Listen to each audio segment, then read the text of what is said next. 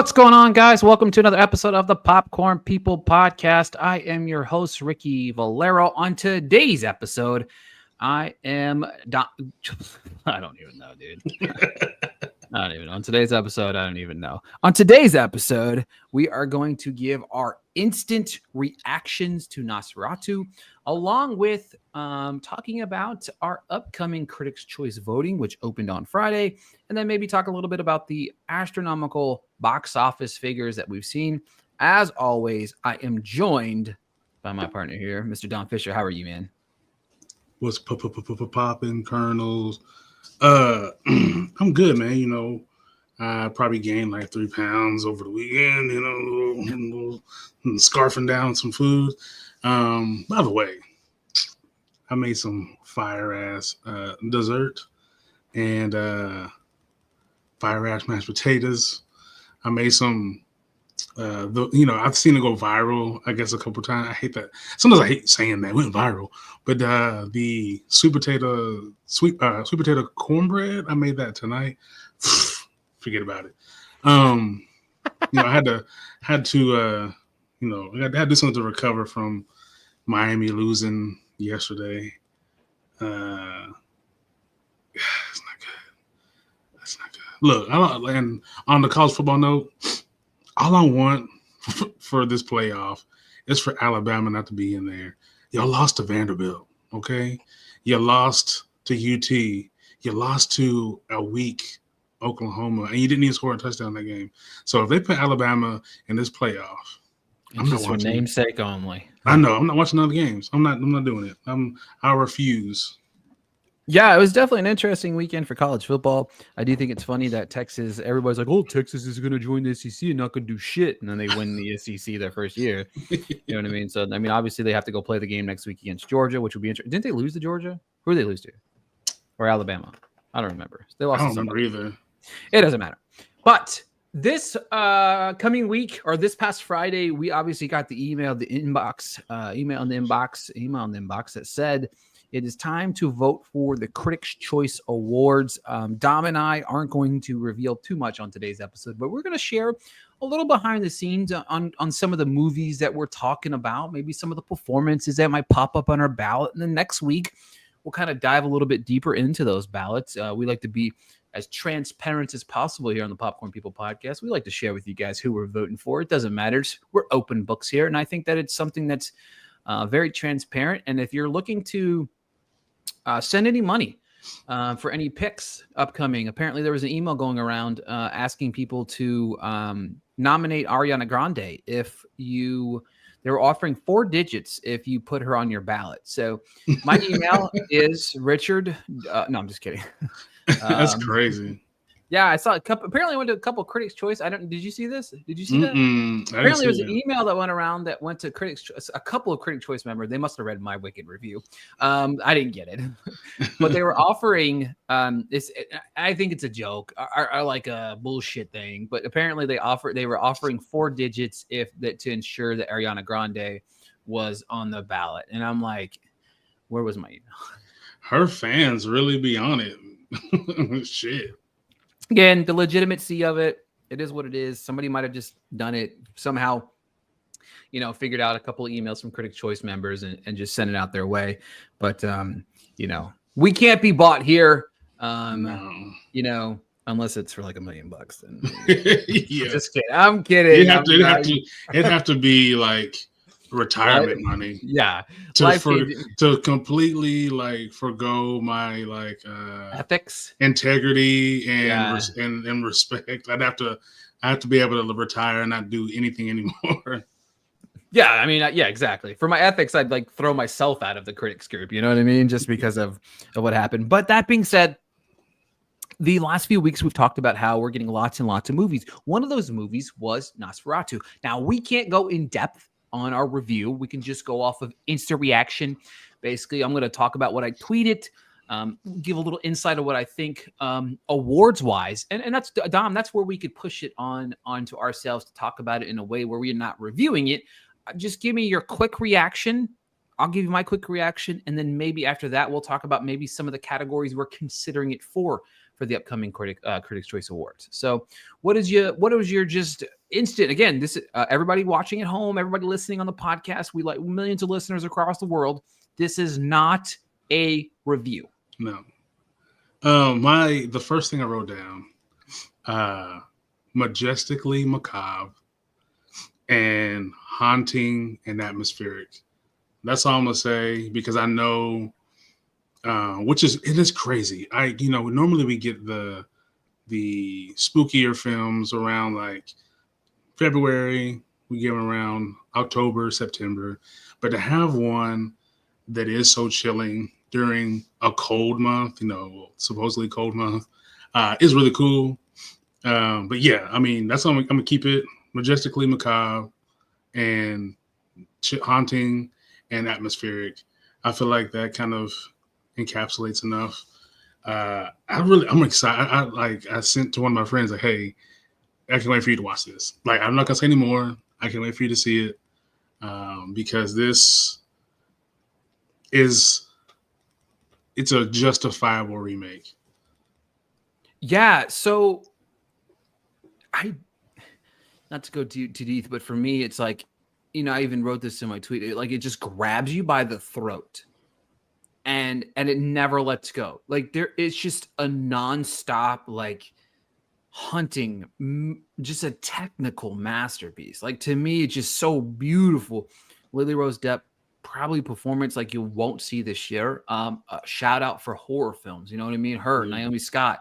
If you got the love out there for the people that love Demi Moore, there's a lot of, performances in the horror genre. And to me, I mean, don't watch trailers. Don't watch anything. Just go see the movie. And I can't stress that enough. I want people to see this movie just because, like, Nosferatu, it's not a film like your typical movie. You know what I mean? Like, sure, it is a remake, revision, whatever you want to talk about.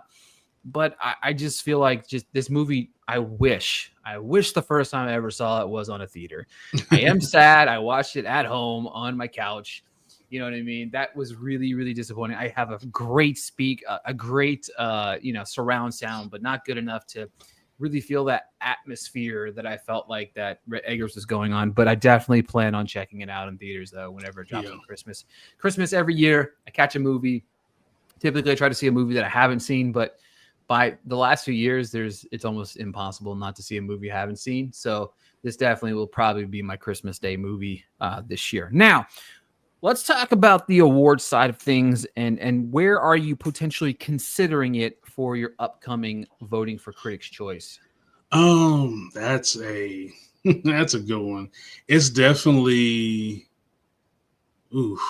I mean, it has to at some point be in the talk for like costume, hair and makeup, because it is like a period piece. You could probably do supporting actress. I don't know about any of the lead ones per se, because we do have Nicholas Hoult in a lot of conversations. I don't know if this movie will be for one of them. And sound, score potentially. I think this is going to be one that'll be heavy with the technical stuff. Yeah, so for me, Lily is actually lead. She's running in lead. Oh, I guess it is lead. Okay. Yeah. So she's running lead, but I think that she's definitely in my conversation, in my ballot for that top 3 for actress right now. The film's definitely in the conversation for my top 5 for picture. Director, I really want, like, I was looking at my director list and I have a hardcore. I mean, obviously, Dune Part 2 is the best directed movie of this year, and then Ramil Ross is not far behind with Nickel Boys, so it's like that's 1 and 2. You're really not going to knock out, I think, either one of those at 1 and 2. Screenplay, I could see it in my conversation, but production design, costume, hair and makeup, sound, like you said, I definitely score. I could definitely see being in the conversation as well. Cinematography. The way they utilize that, I definitely think that's in the conversation as well. Yeah. So All right. So obviously this year we have a big week ahead of us. We are going to see a complete unknown on Tuesday. Very excited to check that one off. Once I check that one off, there's very few films I have left. I haven't seen. Did you watch The Hard Truths yet? No, I didn't watch that yet. I did watch a decent handful of films. I watched September 5. I watched Memoir of a Snail. I finally got around to watching The Wild Robot. What did you think of The Wild Robot? I thought it was cool. I mean, like, it looks fantastic, but I don't think it was like people were like, this is the new Wall-E, and like, it was cool. I just didn't fully. I think, weirdly enough, I think The Wild Robot would have served better had it had no talking. I can agree with that. I think if you would have, because I feel like animals, with the animation, you could convey a lot of their emotion and things through physicality rather than them talking. And even if the robot does understand, I think being able to see something like that through just noises and actions, I think would have hit harder. But I think with the voices, it made it too cartoony to me, you know what I mean? And it's not a negative thing per se, but to put it, best animation, or some people were, potentially wanted to be best picture. It's like, it's not that. It's not that. Yeah, that's the thing to me that was crazy, is like all of this hype of like, it's this, it's that, it's this, it's that. It's this. I'm like, it's not that great. Like, I didn't, don't get me wrong. It's sweet. It's sweet. It's got a very animated feel to the storytelling. I don't feel like, for me, like animated movies really have to like be groundbreaking in the sense of, we're talking about the best animated movie of the year. What kind of storytelling are we having? What kind of like structure? What kind of like what's the story behind the meaning and everything? Like those type of things really mean something to me when it comes down to voting for animated movies of the year. You know what I mean? Can this be a seismic shift of things? And I didn't see it. I'm agree with you. Like it just kind of was. I don't know. I felt it was very underwhelmed, and when I watched it, I was like, and what made it even more underwhelming was waiting so long to eventually see it, and like you're hearing all of these people talk about, it's the greatest, animated movie. Give it best picture. It should be nominated for best picture, best score, best this, best that, and it's just like you watch it, and I was like, yeah, you know what I mean? Really though, is it really best anything? No. Like if we were going off just animation, you could have an argument, you know what I mean? Because who was that? Was that DreamWorks that did that? Yeah, DreamWorks. Yeah, they are killing it every year. Fantastic. It's hard to be between them, and I mean, of course you have the big three, but I think it's them, Sony Animation now, and then Pixar. It's like always a battle for your aesthetic. Which one do you aesthetically like the most? And over the past couple of years, I have favored DreamWorks and Sony Animation over Pixar. But when it comes to storytelling, I mean, Pixar is really, really good at storytelling. No matter if people find certain messaging to their dislike or whatever, but you can't argue that the storytelling is better. Yeah, exactly. Yeah, and to me, like personally, this is me on my ballot. Inside Out 2 was far greater than this. I mean, I you know what I mean. It's way better. I like the Lord of the Rings movie better. I thought Transformers was better. You know what I mean? I wasn't as high as Transformers as some people, but I do think that the Transformers storytelling and to me that was better as well. But did you watch Memoir of a Snail? I did. Yeah, I liked it, and it's funny because it's going to be a hard, like, okay, if you're a kid watching the award shows with their parents or your family, and you look at best animation, this movie is not going to be on your radar because it's not for kids. This is not a kid's story, not a kid's movie, but it's very unique, and I like the way that they did it, how they told their story. It's really good. I enjoyed myself. I enjoyed it as well, and I agree with you. It has a lot of substance to it. And I thought it was very good. To me, it was another one that I felt like was super duper hyped up, and I don't know. It feels like that's what a lot of what this year is. That's so one of the Hype. big movies is that we've got left is The Brutalist. You know what I mean? Hmm. And the big thing is are we going to see it before the deadline? We're not 100% certain yet. Right. But it's there's a fear of seeing that movie. You know what I mean? The fear of like, people are talking about, oh, this is the greatest movie in the history of the world, and everything has lined up to it being kind of underwhelming. And even if you look at the first few reactions to A Complete Unknown, it's one of the best movies of the year. Timothy Chalamet gives the best performance of the year. But as more people have seen that movie, more people are talking about how it's not that good. And it's Yeah. like, there's that fine line of that instant reaction that everybody's getting right out the theaters. You're the first person to see it. I got to tweet about it first, but I got to make sure it's the greatest thing since sliced bread.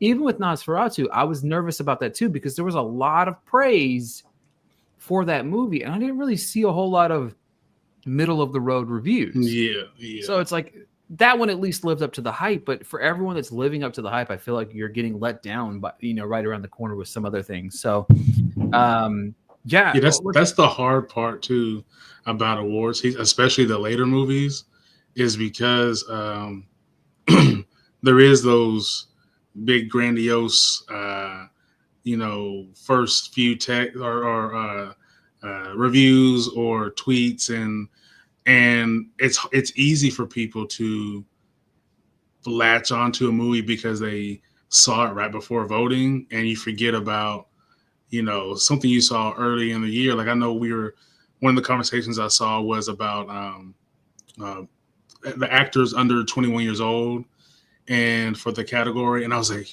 man, y'all forgetting about the little girl from Abigail. Like, don't forget, but it's because the movie came out so much earlier and they're not pushing it, you know what I mean? But like I still got the poster. I remember, you know what I mean? So that's what luckily I take a lot of notes, so I tend to go back to my notes, and of course, whatever I rated stuff or ranked stuff on Letterboxd to kind of help refresh my brain on certain things, because there is certain things I want to vote for that maybe the studio doesn't have as much faith in it, so they're not pushing it. But I'm like, hey, you know what? I like this thing, and I'm going to vote for what I like. I don't really care what everybody else is saying. We may agree on certain things. I may have someone down that they don't have at all, and that's cool with me because at least I like rode for the people I felt deserved it. Oh, I mean, I feel 100% right now. One of my favorite movies of 2024 still is Civil War. I mean, it's Right. still one of my favorite movies of the year. Like, it's as of right now, if I turn my ballot in right this second, it would still be in my top 5 for best picture. I love Civil War. I've seen it 3 different times. I think it's one of the Right. best movies of the year. I think it's one of the best directed movies of the year still. You know what I mean? Like, Alex Garland is still in that conversation for that number 3 slot that I don't have solidified yet. You know what I mean? Romeo Ross and to be honest with you, I know we both do this. Will Romeo Ross get my number 1 spot because I want him to be a little bit header? You know what I mean? Have a little bit more Right. votes backing behind him. You know what I mean? There's got to be, and I'm the same way. Like I'm gonna vote for what I like. You know what I mean? And what I want to see. Does Andre Holland stand a chance to be nominated for Best Actor in CCA or any ballots for any awards? No. Right. I mean, is he still going to be in my 3? Yes. You know what I mean? It's one of the best between him and Timothy Chalamet. It's the 2 best lead male performances I've seen in 2024. You know what I mean? That's when it comes down to the performances and breaking down our ballots. It's what we like. To interject real quick, I think people are not taking into account you saying Chalamet and Dune 2 because you didn't like Dune 1. So that shows how much Dune 2 was good to you, is that you are very vocal about, like, I hated the first one. Exactly. I hated him in the first one. You know Right. what I mean? Like, to me, like the story was so boring. Like I did a complete 180 on that entire movie. Like the first movie, I think I gave it like 2 or 2.5 stars. Dune Part 2 is one of 2 movies that I've given 5 stars to this year. One of 2. The other one is Nickel Boys. You know what I mean? And to me, that's like those are the 2 cream of the crop when it comes to me when I sprinkle out my votes and stuff like that. But like I don't forget about performances because I keep a log of the performances that I like throughout the year in an Excel spreadsheet, as crazy as it sounds, or I write it down like, hey, I Right. remember writing early in the season, Kieran Culkin, a real pain, supporting actor, 100%. He might be in the conversation. Real pain still in my top 10. I saw it back in January. Andre Holland, Exhibiting Forgiveness, saw that movie in January. Andre Holland still amongst the top 3 best male act performances of the year for me. Dune Part 2, we saw that in March. Again, Dune Part 2 is my number one movie, has been my number one movie since March. I'm not going to shift because of the recency bias, and that's why we're seeing so much online about Wicked. I Yeah. just saw this movie, and now it's at the top of my list. And when it comes down to it, is it the top of your list because it's the best movie you saw, or is it the best movie you saw this week? And that's where I hope people don't get blinded by this because it's a 12-month race. It's not a 1-month race. Now, there's a lot of people, and there's us included, but we don't have as readily access to things because we're in Nashville and we don't have the access to just drop and get screeners and stuff like that. So there's going to be certain movies that we're seeing over the last 3 weeks. But again, I say between the two of us, we've probably watched 100 movies in the last 3 weeks. And a lot of the performances, again, my number one lead performance of 2024 is still Timothy Chalamet for Dune Part 2. You know what I mean? Like Lily Rose Depp, she jumped into the best actress race, but I still have Carla Sofia Gascon from Amelia Perez in the conversation. Zoe Saldana still solidified in my, at the top tier of supporting actress. So it's a 12-month of the year, and that's why I think Dom and I, when we have these conversations, we don't always agree on movies, but we agree on the principle and the structure of how you should, do these things. I would write during movies. I used to do it, but then I couldn't read my handwriting anymore. So like Dom will attest to this. I sit on my phone for like 10 minutes after the movie, just like typing up every instant thought that I had. But so when you come down to the voting right now, what are some of your favorite performances that you are thinking about jockeying for position right now? That's a good question. Well, I too have, and I don't have any set order per se. I haven't got that far yet. Because if you know me, when things like that, I like to put the pressure on myself because I feel like the pressure makes me make the hard decision. But I do have Chalamet lingering around in Best Actor. Despite how I feel about the movie, I do have Zendaya lingering around Best Actress. And let me see who else I got. I mean, I have and look, Nickel Boys is hard for me because I so much want to put, like, I don't know who to put where. That's my thing. Is like, so with who Nickel Boy, and that's the thing for me for Nickel Boy. So I was talking to somebody about this earlier. And I was like, all right, Anjuna Ellis is in her league, right? She's all right. She's in the supporting actress. Yeah. But to me, it's like, I don't know if I have a lead or supporting performance that really warrants me putting. It's more of like an ensemble. It's like okay, this isn't all right. I'm going to put this entire ensemble in here because the perspective, the POV of how he shoots it alters. So it's almost hard to dictate who's behind the camera, I guess you could say, in that first person point of view. And you're not getting, I don't really know how to say, you're not getting a performance almost. Yeah. You know what I mean? Like you're getting it's more the story than right. But at the same time, it's like ensemble, yes. Yeah. Like, you know what I mean? And I was finding that same boat. I was trying to figure out, I was like, man, what do I do? Because again, it's the second movie I gave 5 stars this year. So I was like, man, I got to sprinkle it in places. And I'm like, what about actor? And it's like, I don't know. You know what I mean? Because I do think, I'm trying to remember, I do believe that it's, I think it's the lead is Ethan Hersey, is definitely the lead. I think Brandon Wilson's the supporting, who the two main, Elwood and Turner. And of course, you have Anjanou. I do know Alice Taylor, who's definitely again in that conversation for me for supporting. But it's like I agree. I was in the same boat with you as like trying to figure out and navigate like Yeah. where do I put who? Did you watch The Fire Inside? I haven't watched it yet, but Oh I man, keep hearing about Brian Tyree Henry, who's one of my favorite actors. Like man, mine too. and I think that, you know what, it's I think it needs to be said. So we know that typically when you think of movie stars, right? We all go to these people who are traditionally attractive, right? It's always someone who's the uber pretty girl, the pretty boy, and we forget about people who are just, first off, Brian's a handsome dude. Let's get that straight. But we forget about people who are just good ass actors. And Brian is fucking good, dude. Like, if you didn't watch him in Atlanta, or you didn't see him in what's the joint with him and Jennifer Lawrence? Causeway. Causeway.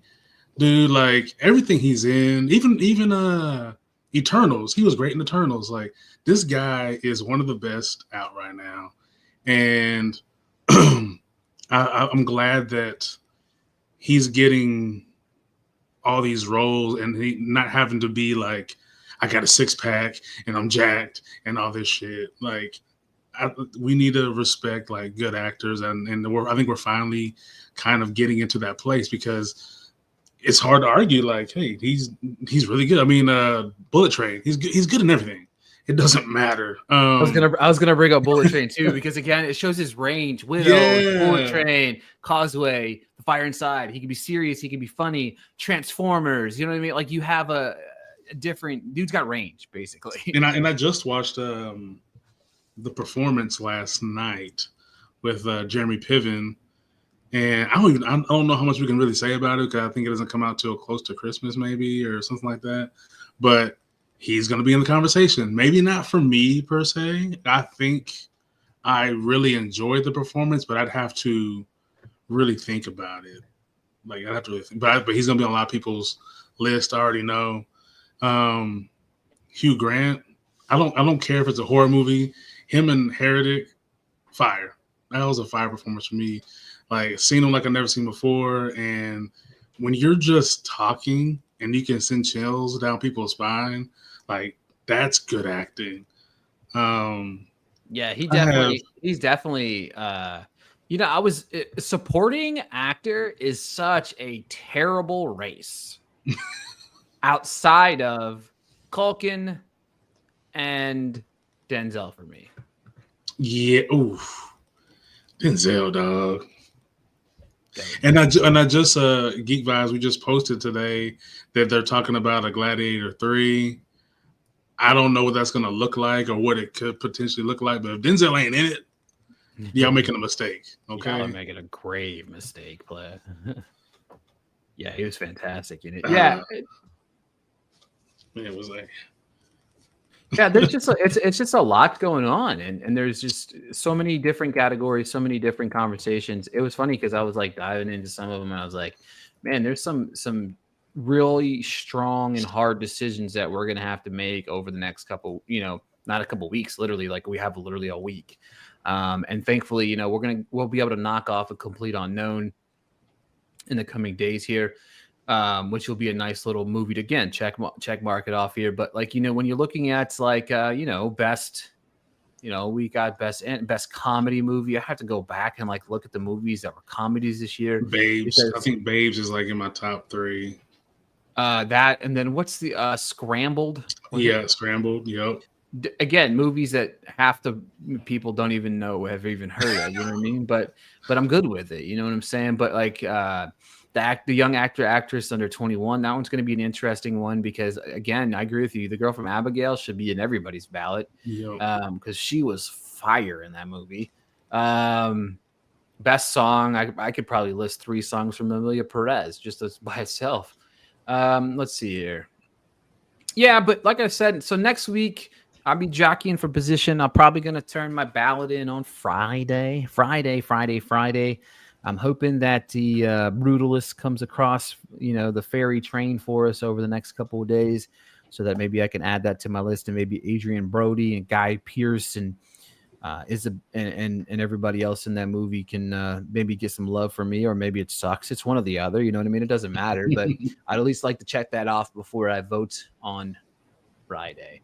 That said, let's see. Do you do any rewatching? I've seen people talk about. They say they like to rewatch some of the stuff, and I'm like, where do you find time to rewatch? Because I don't really have time to rewatch anything right now. I don't if I'm doing a rewatch, it's not necessarily a rewatch. It's a skim.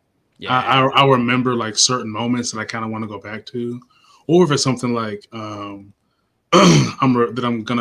we watched earlier and gonna do a review that comes out in like December, and like the order, I'll go back and rewatch certain parts to refresh my memory. But I never do a full rewatch unless somehow I'm super far in front of things, and that's never the case.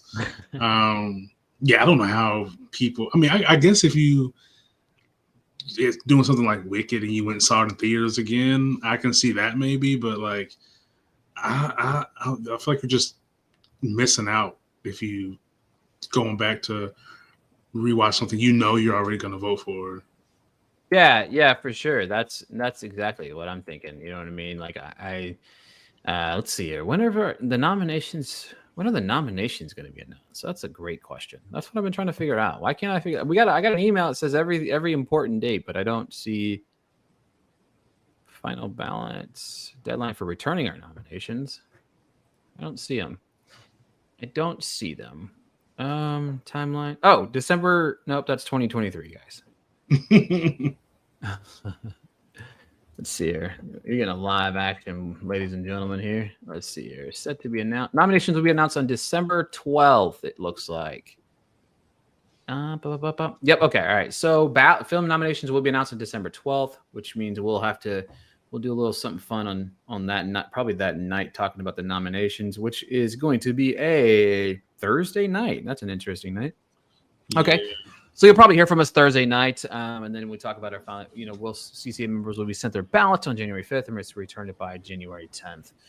Whenever I vote, it's a fast turnaround. So for me, it's definitely, you know what I mean. I definitely feel like that's a quick turnaround for me.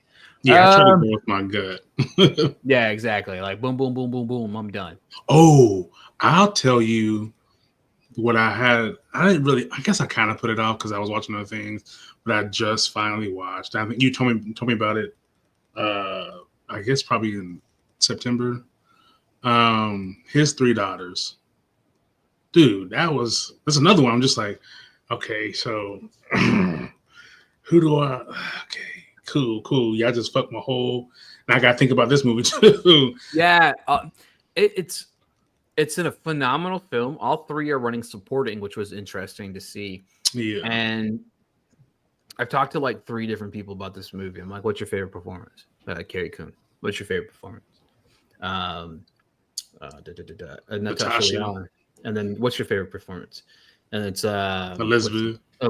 And it's like every time we talk to somebody, it's a different performance. Yeah, script is fantastic. Dude. Yeah, what a crisp film, dude. It's so good. Yeah, and I love that. There's been a couple movies over the past couple months that have started off real quick and kind of grabbed you, abruptly, and you're like, okay, I don't have to wait for a bunch of exposition first because we're going to get it as the movie's going on. I think for me, Natasha. Because she did a lot without having to say a lot at first, because she was like, I don't want to spoil it too much for people who haven't seen it yet, but like, you kind of, as we learned that like, I've been doing my part.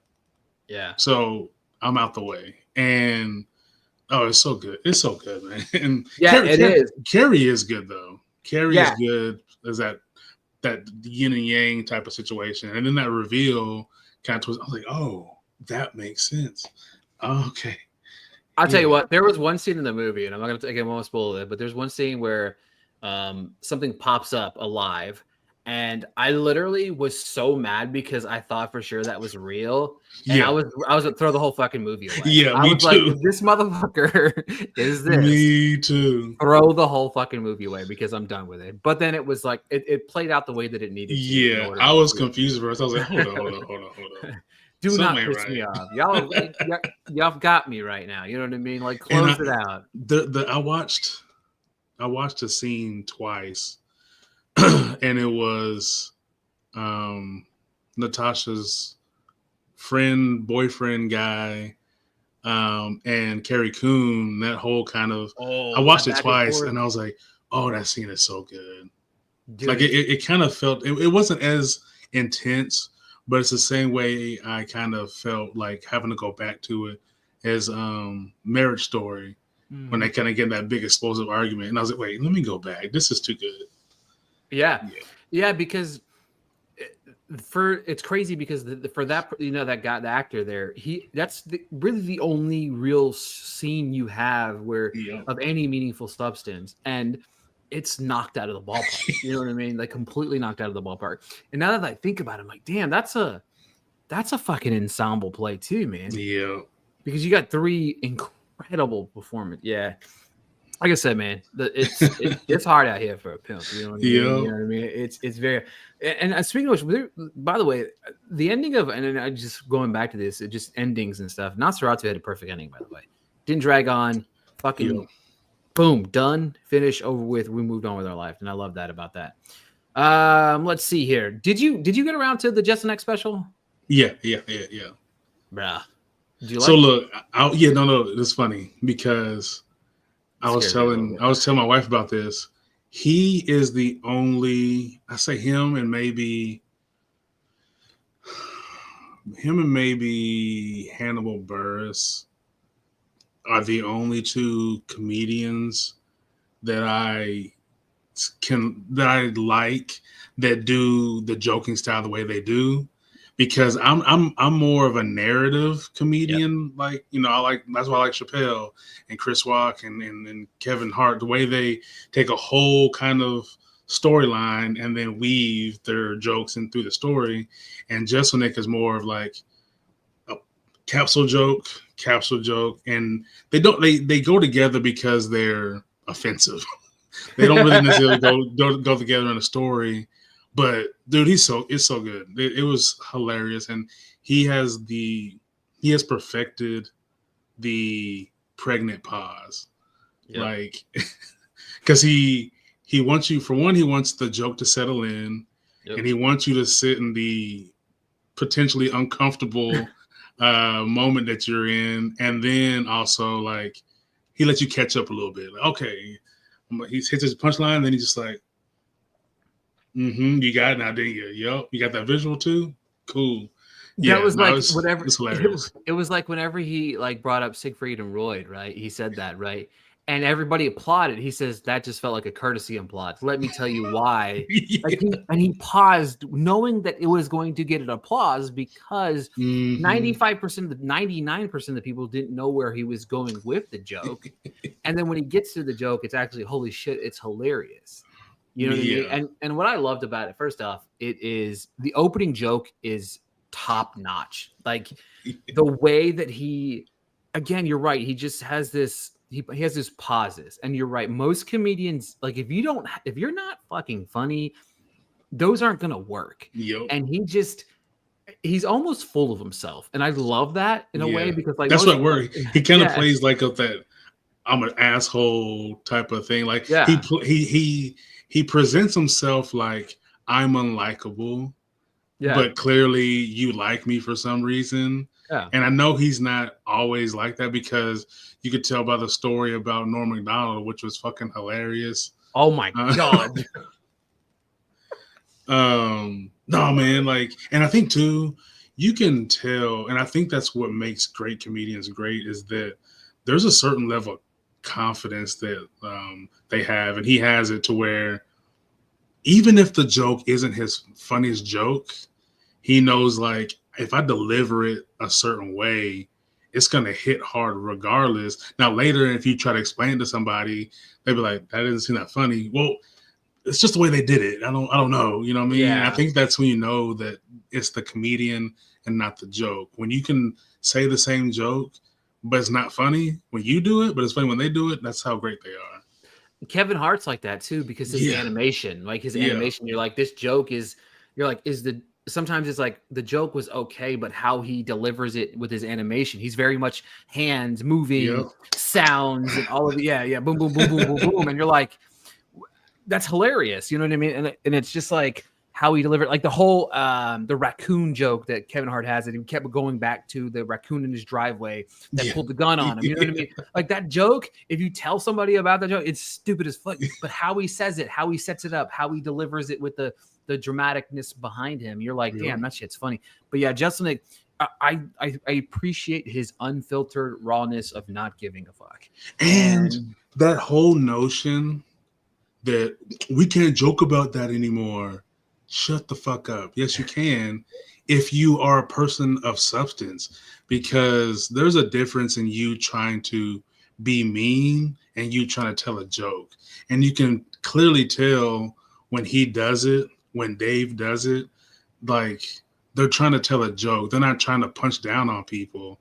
They're trying to, I think I don't really like Ricky Gervais that much, but he said something funny. He's like, you're just trying to tickle someone's brain. It's that one thing you've felt in your brain, you thought about that goes, ooh, but I can't say it out loud. But these people are able to do it in a way, if they're good at it, they go, oh, I can laugh at that thing that I shouldn't be laughing at and be okay with it. Like he told a lot of like child abuse jokes. And if you tell somebody like, well, child abuse isn't funny, it's funny when he does it. So go watch it. Yeah, there's a whole segment of that where it's like, I'm laughing, I'm feeling guilty for laughing, but this shit's funny. You know what I mean? Yeah.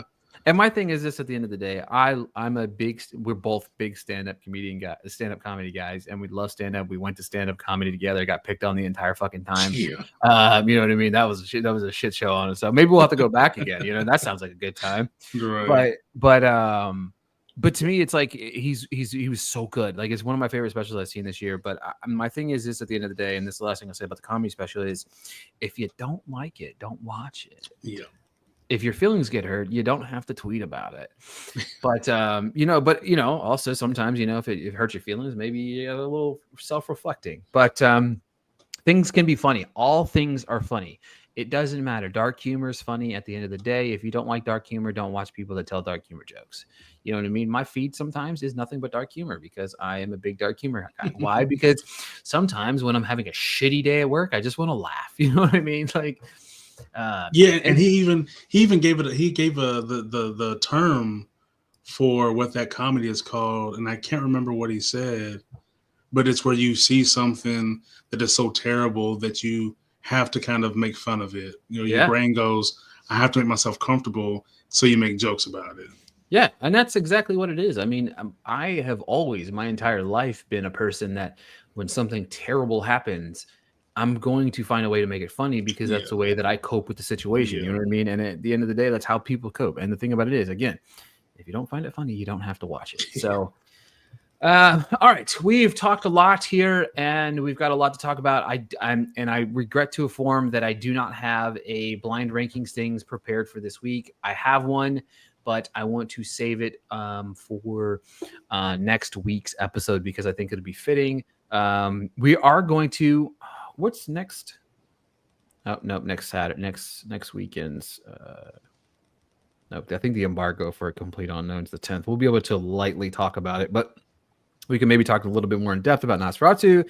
I'm going to turn my ballot in as well, and then and we'll talk about that as well next week. But and then the week after that, man, we got some Mufasa, we got Sonic 2, we've got some good stuff coming out. Another movie I really hope to see before voting is Baby Girl, because I've heard Nicole Kidman's fantastic in it too. But all right, folks, you know what time it is. It is the end of the episode where I give Dom Fisher 1 minute to talk about whatever he wants to talk about. The floor is going to be his for 1 minute. No interruptions. He's going to end the podcast here. The 1 minute starts now. So, let me say this. Um, watch things before you judge them, right? And know the source material before you speak on it. Now, what is this in reference to, right? I recently uh, came across a video of, I believe her name is Brooke. She usually talks politics, and there's a Fox News pundit commentator who went in on Wicked and said Wicked went woke, blah, blah, blah, blah, blah. Same old regurgitated things they say, right? And she says, Ariana Grande is clearly a Hispanic woman playing a white woman, and I can't believe they made her this whiny person who's inherently evil in the movie. Well, if you knew what you're talking about, you know that Ariana Grande is of Italian descent. That's a quick Google. And the story is what the story is. I mean, I don't see anybody who loved the musical, stage musical, Wicked, complaining about the character, because clearly that's what how the character was written. So you can complain all you want to, but this story's been around since 95. If you weren't complaining in 95, don't complain now, okay? I've seen people complaining about the trailer of The Order.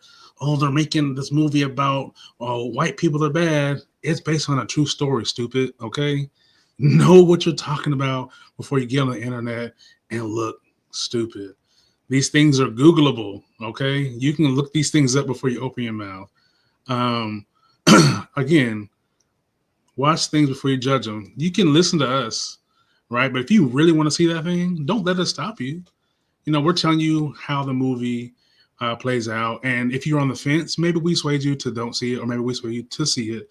But watch these things, at least read into them a little bit before making these crazy comments online, making these videos, and doing things for clicks, because the shit ain't cute.